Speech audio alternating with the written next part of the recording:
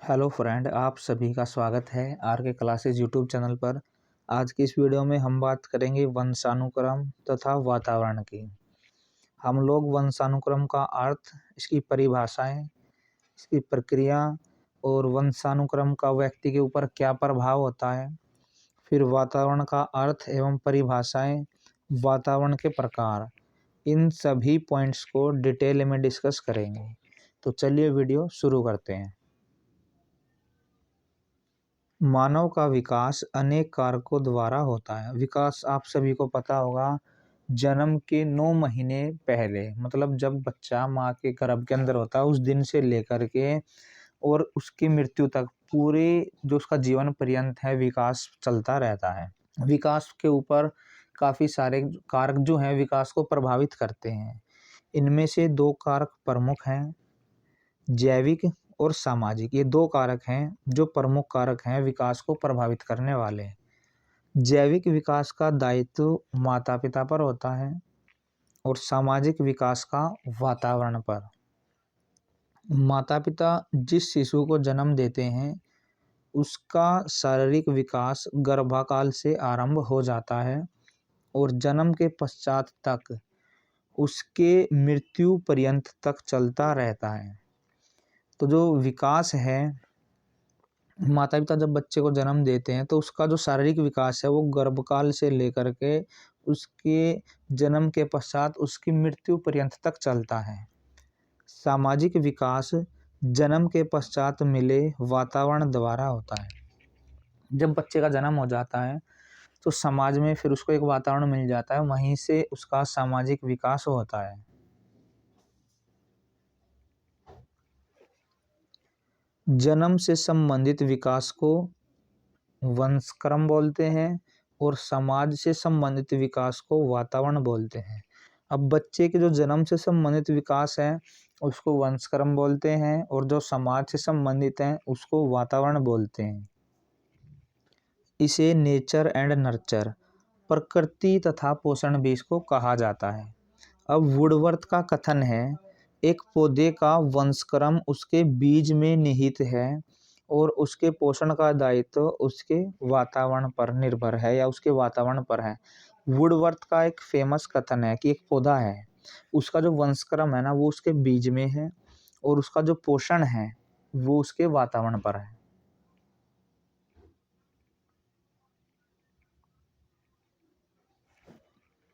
अब हम लोग देखते हैं वंशानुक्रम का अर्थ तथा परिभाषाएं, meaning and definitions of heredity.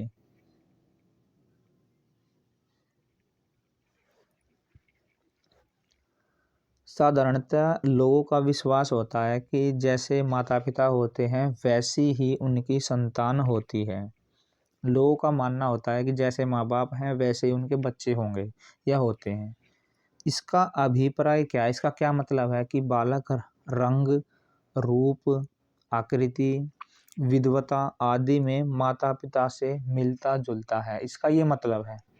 उदाहरण के लिए हम देखते हैं, यदि माता पिता विद्वान हैं तो बालक भी विद्वान होता है। पर यह भी देखा जाता है कि विद्वान, यहाँ पर माता आएगा, माता पिता का बालक मूर्ख और मूर्ख माता पिता का बालक विद्वान होता है, ऐसा भी देखने को मिलता है। इसका क्या कारण है? इसका कारण यह है कि बालक माता पिता को न केवल अपने माता पिता से बल्कि पूर्वजों से भी शारीरिक और मानसिक गुण प्राप्त करता है। इसका मतलब यह है कि जो बच्चा है वो केवल अपने माता पिता से ही गुण प्राप्त नहीं करता, इसके अलावा वो अपने पूर्वजों से, उसके दादा हो सकते हैं या उसके परदादा हो सकते हैं, उनसे भी बच्चे को शारीरिक और मानसिक गुण मिलते हैं। यहाँ पर माता के बाद इसमें पिता और लिख लेना आप लोग।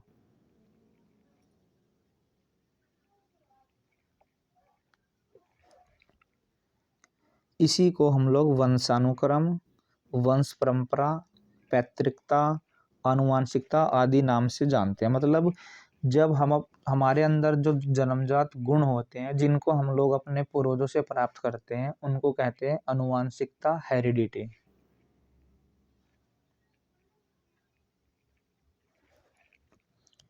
वंशानुक्रम के अर्थ को स्पष्ट करने के लिए विभिन्न मनोवैज्ञानिकों ने इसकी विभिन्न परिभाषाएं दी हैं। अब हम लोग इससे रिलेटेड कुछ डेफिनेशंस देखते हैं। पहली डेफिनेशन है बी.एन. झा के अनुसार। तो बी.एन. झा के अनुसार वंशानुक्रम व्यक्ति की जन्मजात विशेषताओं का पूर्ण योग है। मतलब एक व्यक्ति के अंदर जितने भी जन्मजात विशेषताएं होती हैं उन सब का यदि हम टोटल कर देते हैं, उन सब को मिला देते हैं, उनको जोड़ देते हैं, तो वो हो जाएगा वंशानुक्रम। अब वुडवर्थ के अनुसार क्या है, वंशानुक्रम में वे सभी बातें आ जाती हैं जो जीवन का आरंभ करते समय, जन्म के समय नहीं वरन गर्भाधान के समय, जन्म से लगभग 9 माह पूर्व व्यक्ति में उपस्थित है। मतलब वे सारी बातें जो जन्म से 9 महीने पहले बच्चे के अंदर होती है उनको बोलते हैं वंशानुक्रम।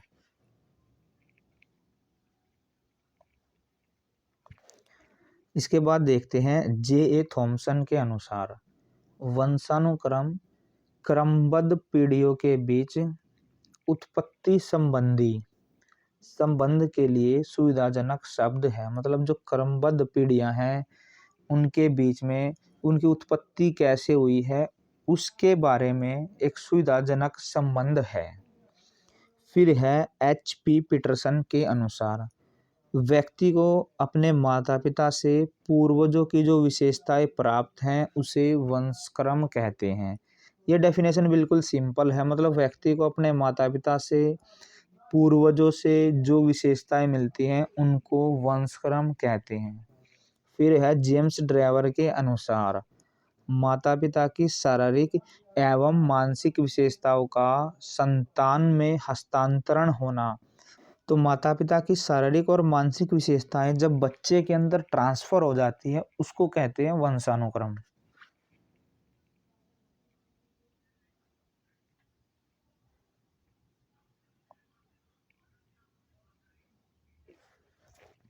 अब हम लोग देखते हैं वंशानुक्रम की प्रक्रिया की इसकी प्रक्रिया कैसे होती है, कैसे प्रोसेस चलती है। देखिए जो हमारा शरीर होता है वो सेल्स से बना होता है। सेल्स हम बोलते हैं हिंदी में, इसको कोश भी कह देते हैं और कोशिका भी कह देते हैं। तो हमारा जो शरीर है वो कोशिकाओं से मिलकर बना हुआ होता है। जब शरीर का आरंभ होता है तो केवल एक कोश होता है, उसको हम जाइगोट बोलते हैं या संयुक्त कोश उसको कहते हैं। फिर क्या होता है, यह जो कोश है जो जाइगोट है ये टूट जाता है, 2, 4, 8, 16 इस तरह से इसमें जो कोशिकाएं हैं वे बढ़ती रहती हैं। तो इन इसी क्रम में संख्या जो है वो आगे बढ़ती चली जाती है। मतलब जाइगोट के अंदर जो सेल्स हैं वे बढ़ती रहती हैं। संयुक्त कोश जो है, जो जाइगोट है उसके अंदर क्या होते हैं, 2 जम्स सेल, 2 उत्पादक कोशों का ये जोड़ होता है। इसमें एक होता है पिता का जिसको स्पर्म बोलते हैं, दूसरा होता है माता का जिसको ओवम कहते हैं।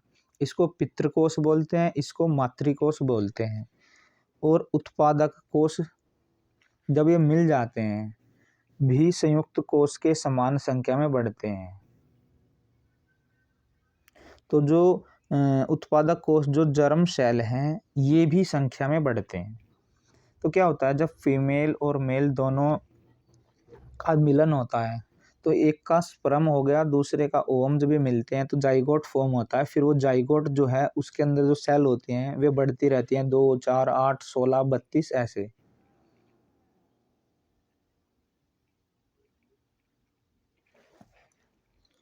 पुरुष और स्त्री के प्रत्येक कोष में जो सेल होती है उसके अंदर आपको पता होगा 23 गुणसूत्र होते हैं, 23 जोड़े, टोटल वे 46 होते हैं। तो इस प्रकार संयुक्त कोष में गुणसूत्रों के 23 जोड़े होते हैं। और इन गुणसूत्रों के संबंध में मुन ने क्या कहा है, तो इन्होंने लिखा है कि हमारी सब असंख्य परंपरागत विशेषताएं इन 46 गुणसूत्रों में निहित होती है। ये विशेषताएं गुणसूत्रों में जीन में होते हैं। जो गुणसूत्र होते हैं ना उनके अंदर जीन होते हैं और जीन के अंदर क्या होते हैं, जीन के अंदर हमारी विशेषताएं होती हैं। प्रत्येक गुणसूत्र में 40 से 100 जीन्स होते हैं और प्रत्येक जीन के अंदर एक गुण होता है या एक विशेषता को ये धारण करे हुए होता है। इसीलिए इस जीन्स को वंशानुक्रम निर्धारक हेरिडिटी डेटरमाइंस माइनर इनको बोलते हैं। यही जीन्स शारीरिक और मानसिक गुणों को एक पीढ़ी से दूसरी पीढ़ी में पहुंचाते हैं। तो जो क्रोमोसोम होते हैं उनके अंदर जीन्स होते हैं, और ये जीन्स जो होते हैं इनके अंदर गुण होते हैं, विशेषताएं होती हैं, और इन्हीं के थ्रू जो गुण हैं वो एक पीढ़ी से दूसरी पीढ़ी में जाते हैं, ट्रांसफर होते हैं। अब हम देखते हैं सोरेनसन का मत। जीन्स बच्चों की प्रमुख विशेषताओं और गुणों को निर्धारित करते हैं। जीन्स के सम्मिलन के परिणाम को ही हम वंशानुक्रम कहते हैं। तो सोरेनसन का मत यह है कि बच्चों के अंदर जो गुण होते हैं, विशेषताएं होती हैं, इनका निर्धारण क्या होता है? जीन्स जो हैं वही निर्धारण करते हैं विशेषताओं गुणों का, और जीन्स के सम्मेलन के परिणाम स्वरूप ही हम वंशानुक्रम इसको कहते हैं। अब हम देखते हैं व्यक्ति के ऊपर वंशानुक्रम का क्या प्रभाव होता है। Influence of heredity on person. वंशक्रम का व्यक्ति के विकास पर जो प्रभाव पड़ता है उसका वर्णन निम्न प्रकार से है। पहला है दैहिक लक्षण। तो वंश परंपरा की भिन्नता के कारण ही व्यक्तियों के रूप, रंग, बाल, नाक की रचना, चेहरा आदि भिन्न भिन्न होते हैं। आप सभी व्यक्तियों को देखिए, चाहे आप दो भाइयों को भी देख लीजिए, उनके रूप, रंग में, बालों में, नाक में, चेहरे में कोई ना कोई भिन्नता जरूर मिलेगी। तो चीनी तथा जापानी व्यक्ति छोटे कद के होते हैं, तो ये इनका क्या होता है, दैहिक लक्षण होते हैं। हेरिडिटी से हमें कुछ जो गुण मिलते हैं उनके कारण ऐसा होता है। रंग पीला होता है, जैसे उनका नाक चपटी होती है। अफ्रीका के लोग काले होते हैं, यूरोप आदि देशों के गोरे लोग होते हैं। इस भिन्नता का कारण क्या है? वंश परंपरा ही इसका कारण है।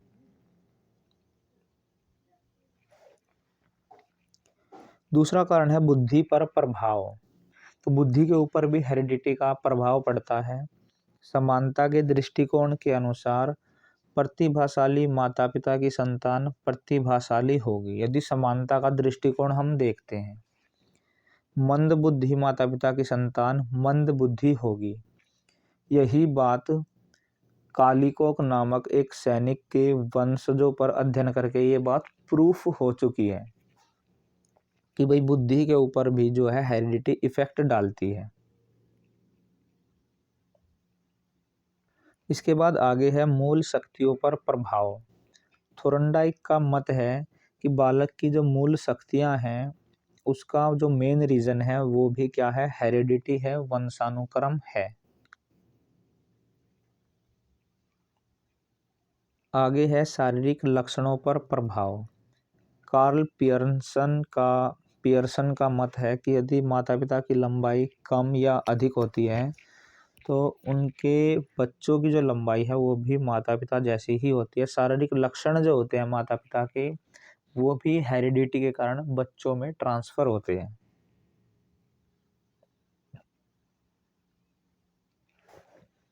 आगे है प्रजाति की ज्येष्ठता का प्रभाव। क्लिंगबर्ग का मत है कि बुद्धि की श्रेष्ठता का कारण प्रजाति है। यही कारण है कि अमेरिका की जो श्वेत जाति है वो निग्रो प्रजाति से श्रेष्ठ है। आगे है व्यावसायिक योग्यता का प्रभाव। कैटल का मत है कि व्यावसायिक योग्यता का मुख्य कारण वंशानुक्रम है। जो हमें व्यावसायिक योग्यता मिलती है वो भी वंशानुक्रम से मिलती है। वह इस निष्कर्ष पर अमेरिका के 885 वैज्ञानिकों के परिवारों का अध्ययन करने के बाद जो इस निष्कर्ष पर पहुंचा था कि व्यावसायिक योग्यता पर भी हेरिडिटी असर डालती है। उसने बताया कि इन परिवारों में 2/5 व्यवसायी वर्ग के, 1/2 उत्पादक के और 1/4 कृषि वर्ग के थे। उसने रिसर्च किया, फिर देखे 2/5 ज़्यादा है, तो व्यवसायियों के जो बच्चे हैं वो भी व्यवसायी बने हैं, या उनकी जो योग्यता है वो औरों से ज़्यादा है। आगे है सामाजिक स्थिति पर प्रभाव। गुणवान और प्रतिष्ठित माता पिता की संतान प्रतिष्ठा प्राप्त करती है। रिचर्ड एडवर्ड के परिवार का अध्ययन करके यह पता चला है कि रिचर्ड स्वयं गुणवान और प्रतिष्ठित मनुष्य था। उसने एलिजाबेथ नामक स्त्री से विवाह किया। वो भी उसके जैसी ही थी, गुणवान थी, प्रतिभाशाली थी या प्रतिष्ठित थी वो। तो इन दोनों के वंशज जो थे उन्होंने विधानसभा के सदस्य, महाविद्यालयों के अध्यक्षों आदि के जो प्रतिष्ठित पद हैं उनको प्राप्त किया और उनका एक वंशज जो है अमेरिका का उपराष्ट्रपति भी बना। आगे देखते हैं चरित्र पर प्रभाव। डगडेल का मत है कि चरित्रहीन माता पिता की संतान चरित्रहीन होती है। उसने यह बात 1877 में ज्यूक के वंशजों का अध्ययन करके प्रूफ की। 1720 में न्यूयॉर्क में जन्म लेने वाले ज्यूकस एक व्यक्ति था जो कि चरित्रहीन था और उसकी पत्नी भी उसके जैसे ही चरित्रहीन थी।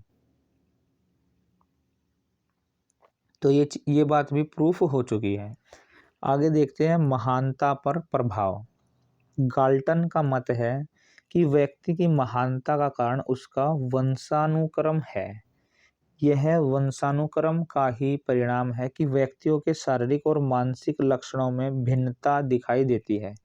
व्यक्ति का कद, वर्ण, वजन, स्वास्थ्य, बुद्धि, मानसिक शक्ति, ये सारी चीजें वंशानुक्रम पर आधारित होती हैं।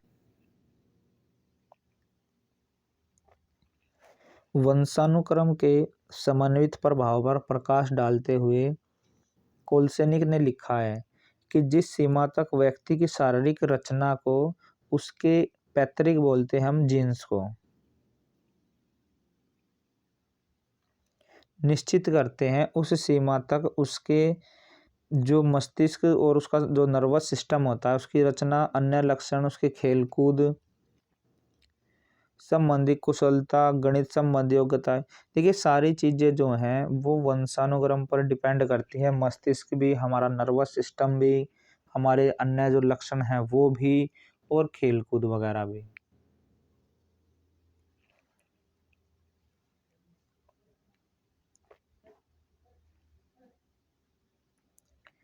वंशानुक्रम के बाद अब हम लोग वातावरण का अर्थ और परिभाषाएं देखते हैं। Meaning and definitions of environment. वातावरण जो है इसके लिए हम लोग पर्यावरण शब्द का भी प्रयोग करते हैं और ये पर्यावरण शब्द जो है दो शब्द से मिलकर बना हुआ है, परि और आवरण। परि का अर्थ होता है चारों तरफ या चारों ओर। आवरण का मतलब होता है ढकने वाला या ढका हुआ। इस प्रकार पर्यावरण या वातावरण वह वस्तु है जो हमें चारों ओर से ढके हुई है या घेरे हुई है। अतः हम कह सकते हैं कि व्यक्ति के चारों ओर जो भी कुछ है वो क्या, उसका वातावरण या पर्यावरण है। इसमें वे सभी तत्व सम्मिलित किए जाते हैं जो व्यक्ति के जीवन और व्यवहार को प्रभावित करते हैं। तो हमारे आसपास के वे सारे तत्व जो हमारे जीवन और व्यवहार को प्रभावित करते हैं वे वातावरण के अंदर ही इंक्लूड होते हैं या उनको हम लोग वातावरण में ही शामिल करते हैं। अब हम लोग वातावरण के अर्थ को देखने के बाद इसकी कुछ परिभाषाएं देखते हैं। पहली वुडवर्थ के अनुसार है। वुडवर्थ क्या कहते हैं, वातावरण में वे सब बाह्य तत्व आ जाते हैं जिन्होंने व्यक्ति को जीवन आरंभ करने के समय से प्रभावित किया। मतलब हमारा जब जीवन, उसकी शुरुआत हुई है जीवन की, जब से कोई भी कारक, बाहरी कारक जो हमें प्रभावित करते हैं उसको बोलते हैं वातावरण। इसके बाद आगे देखते हैं बोरिंग, लैंगफील्ड व वेल्ड के अनुसार। पैतृक बोलते हैं हम जीन्स को। जीन्स के अलावा व्यक्ति को प्रभावित करने वाली वस्तु वातावरण, मतलब हमारे जीन्स को छोड़कर जितनी भी चीजें हैं वे सारी क्या हैं, जो हमारे ऊपर असर डालते हैं वातावरण है। रोस के अनुसार क्या है, वातावरण वह बाहरी शक्ति है जो हमें प्रभावित करती है। जिसबर्ट के अनुसार क्या है, वातावरण वह हर वस्तु है जो किसी अन्य वस्तु को घेरे हुए है और उसका जो सीधा अपना प्रभाव वो डालती है, वो क्या है, वातावरण है।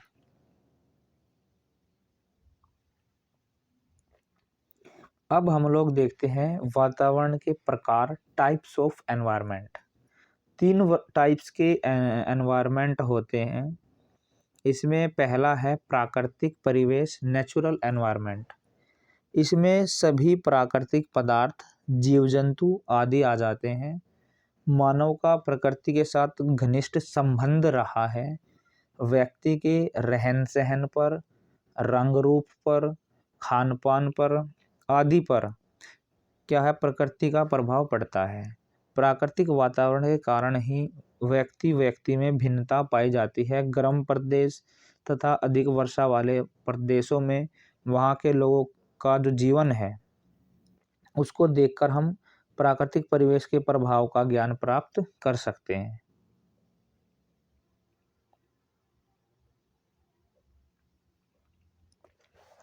तो प्राकृतिक वातावरण के बाद दूसरा वातावरण है सामाजिक वातावरण। तो इसके पार्ट हैं। पहला पारिवारिक है, विद्यालय है और सामाजिक संबंधीय है। तो सामाजिक वातावरण के अंदर 3 पार्ट हैं इसके।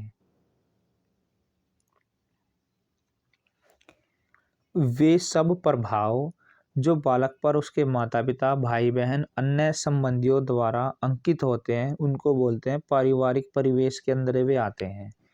और ऐसे सभी बाह्य प्रभाव जो पाठशाला द्वारा, शिक्षकों द्वारा या अन्य सहपाठियों द्वारा विद्यार्थी पर पड़ते हैं वे आते हैं विद्यालय प्रवेश के अंदर। और बाह्य प्रभाव जो जो है वेशभूषा, खान पान, रहन सहन, बोलचाल आदि पर पड़ते हैं उनको बोलते हैं सामाजिक संबंधों के अंदर हम उनको शामिल करते हैं।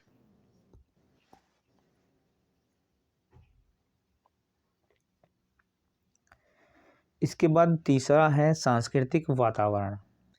मनोविश्लेषणवाद युंग का मत है कि जातीय संस्कृति व्यक्ति की नस नस में तथा बाह्य वातावरण में हमेशा मौजूद रहती है।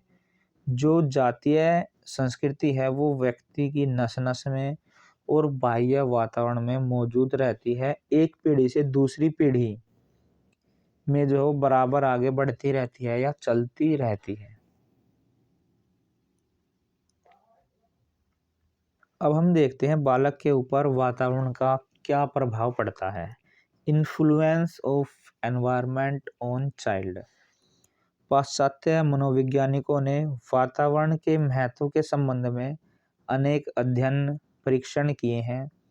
इनके आधार पर उन्होंने सिद्ध किया है कि बालक की जो व्यक्तित्व, जो बालक की पर्सनैलिटी होती है उसके सभी पहलू पर, प्रत्येक पहलू पर भौगोलिक, सामाजिक, सांस्कृतिक वातावरण का व्यापक प्रभाव पड़ता है। सबसे पहले देखते हैं शारीरिक अंतर पर प्रभाव। विभिन्न प्रजातियों के शारीरिक अंतर का कारण वंशानुक्रम न होकर वातावरण है। उदाहरण, जो जापानी और यहूदी अमेरिका में अनेक पीढ़ियों से निवास कर रहे हैं उनकी लंबाई भौगोलिक वातावरण के कारण बढ़ गई। आप वैसे देखेंगे जापानी और यहूदी लोगों की हाइट ज़्यादा नहीं होती है, पर जो लंबे समय से अमेरिका के अंदर रह रहे हैं उनकी हाइट ज़्यादा मिलेगी। उसका कारण क्या है? उसका कारण जो है वो वातावरण है, वो एनवायरनमेंट उसका कारण है।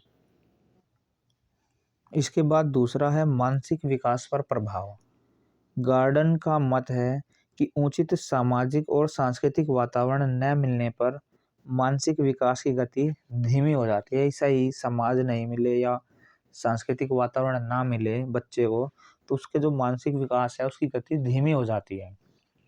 उसने यह बात नदियों के किनारे रहने वाले बच्चों का अध्ययन करके सिद्ध की है। इन बच्चों का वातावरण गंदा और समाज अच्छे प्रभाव से दूर, मतलब इनका वातावरण ऐसा होता है, गंदे होते हैं ये और अच्छे प्रभाव से बच्चे जो हैं दूर रहते हैं। इसके बाद आगे है प्रजाति की श्रेष्ठता का प्रभाव। क्लार्क का मत है कि कुछ प्रजातियों की बौद्धिक श्रेष्ठता का कारण वंशानुक्रम न होकर वातावरण है। उसने यह बात अमेरिका के कुछ गोरे और निग्रो लोगों की बुद्धि परीक्षा लेकर सिद्ध की है। निग्रो प्रजाति की बुद्धि का स्तर निम्न इसलिए है क्योंकि उनको अमेरिका की श्वेत प्रजाति के समान शैक्षिक, सांस्कृतिक, सामाजिक वातावरण उपलब्ध नहीं है। तो जो प्रजाति की श्रेष्ठता हमने पीछे वंशानुक्रम का फैक्टर पढ़ा था, इसके अलावा वातावरण भी जो है इसमें अपना योगदान अदा करता है। इसके बाद आगे देखते हैं बुद्धि का प्रभाव। कैंडोल का मत है कि बुद्धि के विकास में वंशानुक्रम की अपेक्षा वातावरण का ज़्यादा प्रभाव होता है।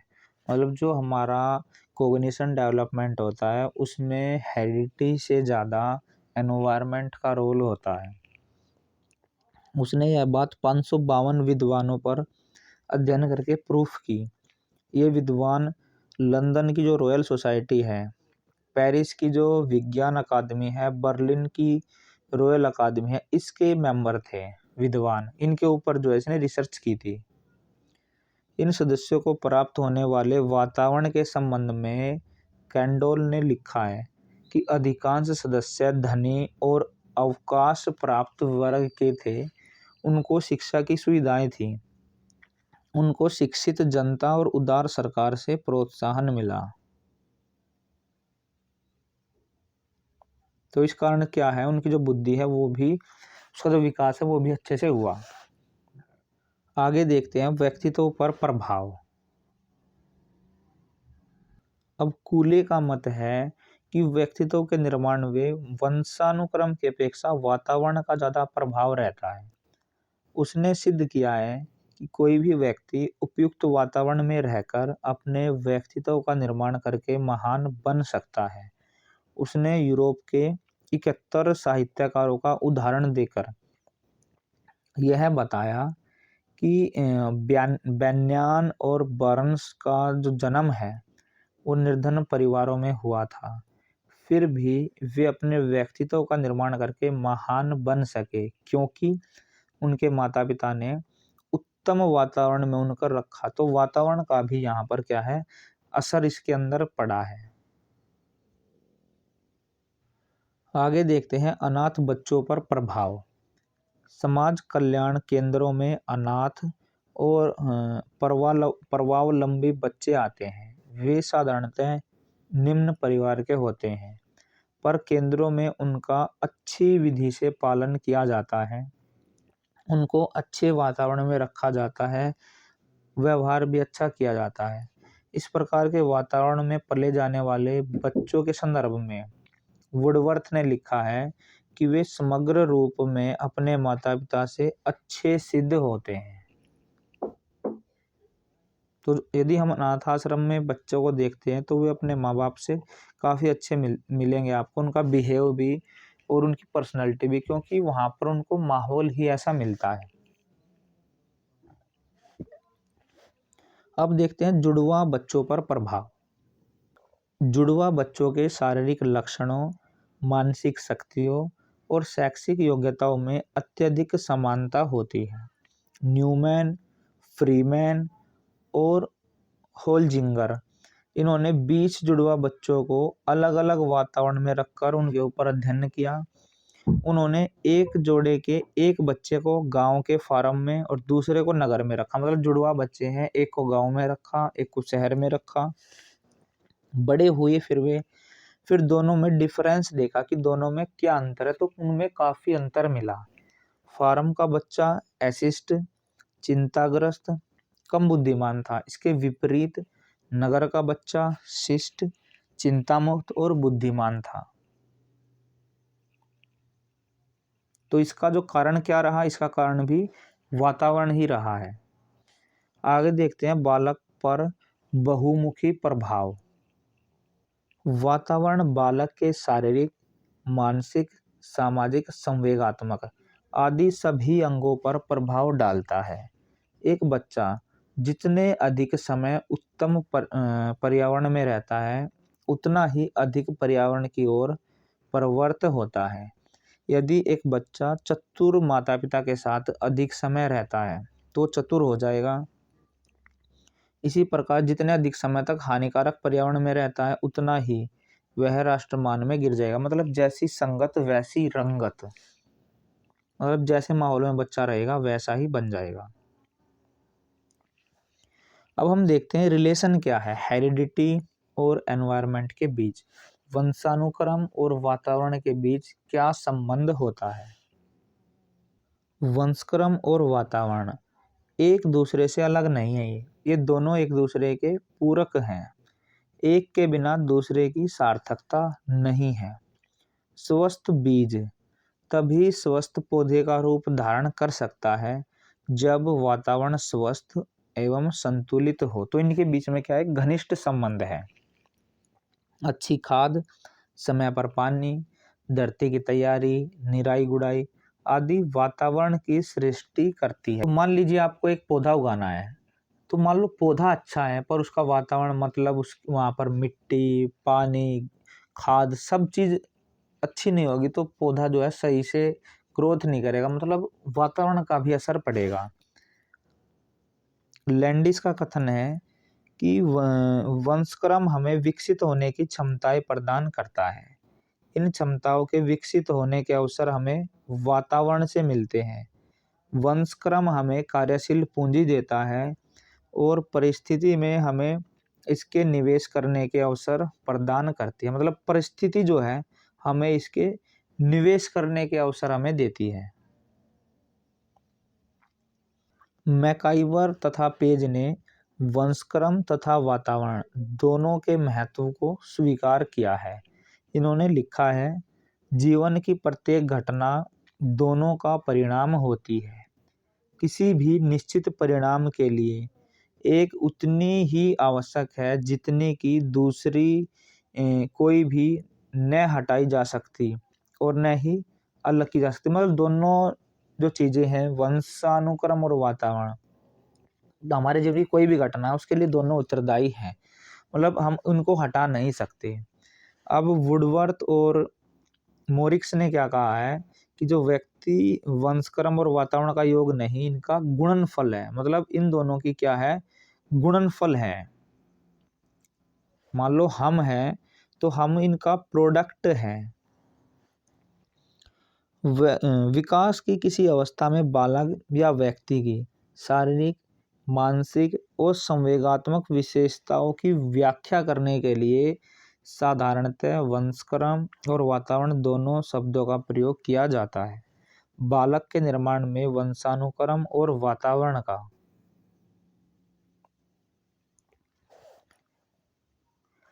किस सीमा तक प्रभाव पड़ता है, यह विषय विवादप्रद है। मतलब इसके ऊपर क्या आज भी डिस्प्यूट है। प्राचीन समय में यह विश्वास किया जाता था कि वंशानुक्रम और वातावरण एक दूसरे से अलग थे। ये माना जाता था और बालक के व्यक्तित्व और कार्य करने की जो क्षमता है उसको विभिन्न प्रकार से प्रभावित करते हैं, ऐसा माना जाता था। आज के समय में यह धारणा बदल गई है। आज माना जाता है कि जो व्यक्ति है बालक, किशोर, प्रौढ़ के रूप में जो कुछ सोचता है, करता है, अनुभव करता है, वह वंशानुक्रम के कारकों और वातावरण के प्रभाव के पारस्परिक संबंधों का परिणाम है। मतलब ये दोनों इसके लिए जिम्मेवार है। हमारे विश्वास का कारण है वंशानुक्रम और वातावरण संबंधी परीक्षण। इन परीक्षणों ने सिद्ध कर दिया है कि समान वंशानुक्रम और समान वातावरण होने पर भी बच्चों में भिन्नता होती है। अतः बालक के विकास पर न केवल वंशानुक्रम का वरन वातावरण का प्रभाव भी पड़ता है। मतलब एक चीज का ही प्रभाव नहीं पड़ता, दोनों का प्रभाव पड़ता है। इस संबंध में क्रो एंड क्रो ने क्या लिखा है कि व्यक्ति का निर्माण न केवल वंशानुक्रम न केवल वातावरण से होता है, वास्तव में वह जैविक दाय और सामाजिक विरासत के एकीकरण की उपज है। तो इस वीडियो के अंदर हमने हेरिडिटी और एनवायरनमेंट के बारे में बात की है, इनकी परिभाषाएं देखी हैं, इनका इंट्रोडक्शन देखा है और क्या इनका असर पड़ता है एक बच्चे के विकास के ऊपर। यदि ये वीडियो आपको पसंद आई हो तो इसको लाइक करें, शेयर करें और कमेंट बॉक्स में अपने कमेंट जरूर डालिएगा। मिलते हैं किसी ऐसी वीडियो में, तब तक के लिए धन्यवाद।